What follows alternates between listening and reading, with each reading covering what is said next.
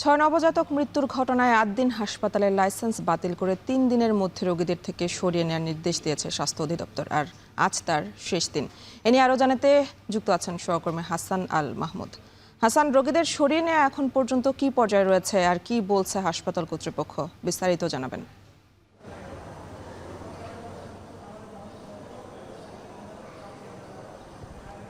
এ নিয়ে আমরা সকাল থেকে দেখছি হাসপাতালের যে স্বাভাবিক কার্যক্রম সেটি কিন্তু অনেকটা পুরোপুরি বন্ধ রয়েছে।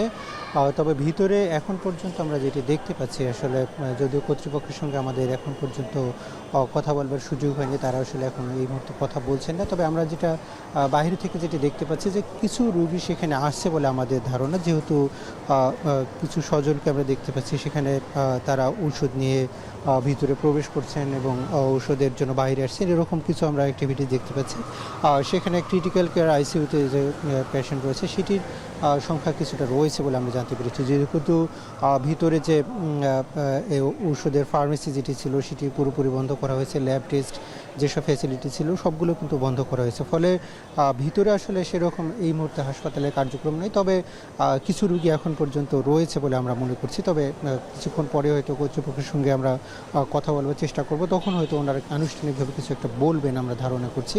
তবে এখন পর্যন্ত তারা আসলে এখানকার যে কর্তৃপক্ষ যারা রয়েছে, কর্মকর্তা রয়েছে আশেপাশে, তাদের সঙ্গে আমরা যোগাযোগ করেছি, তারা আসলে কোনো কথা বলতে রাজি হননি। তবে তারা বলছেন যে ঊর্ধ্বতন কর্মকর্তা যারা রয়েছেন তারা কিছুক্ষণ পরেই হয়তো আনুষ্ঠানিকভাবে আমাদেরকে জানাবেন, এমনটাই কিন্তু বলছেন। তবে এখন পর্যন্ত আমরা দেখতে পাচ্ছি গতকালকে পর্যন্ত, রোববার পর্যন্ত কিন্তু 224 জন রোগী এখানে ভর্তি ছিলেন। তাদেরকে বিভিন্ন হাসপাতালে শিফট করার কথা রয়েছে। তবে কিছু কিছু ক্ষেত্রে আইসিইউতে যেসব রোগী রয়েছে তাদের অভিভাবকরা তারা যেটি বলছেন যে কিছু কিছু ক্ষেত্রে আসলে তারা বাইরে আইসিইউ ম্যানেজ করতে পারেননি, ফলে তারা এখন পর্যন্ত এখানে অবস্থান করছেন। তবে ঠিক কতক্ষণ অবস্থান করতে পারবেন কিংবা স্বাস্থ্য অধিদপ্তর এইসব আইসিইউ রোগীদের জন্য কি সিদ্ধান্ত দেয় সেটির উপরেই কিন্তু নির্ভর করছে পরবর্তী নির্দেশনা।